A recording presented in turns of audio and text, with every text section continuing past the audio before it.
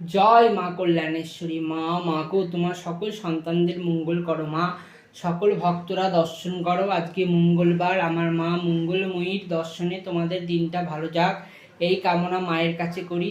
তো দেখো, মাকে আজকে রক্ত জবাতে আমি টিকলি করে দিয়েছি, তো কত সুন্দর লাগছে আমার সোনা মাকে। আমার মাকে সাজালে আমার খুব ভালো লাগে। দেখো আমার সোনা মা কত সুন্দর। আজকে সোনা মায়ের সেবায় কি দিয়েছি তোমরা দেখো। আজকে মাকে দিয়েছি চাল, কলা, ফল, সন্দেশ।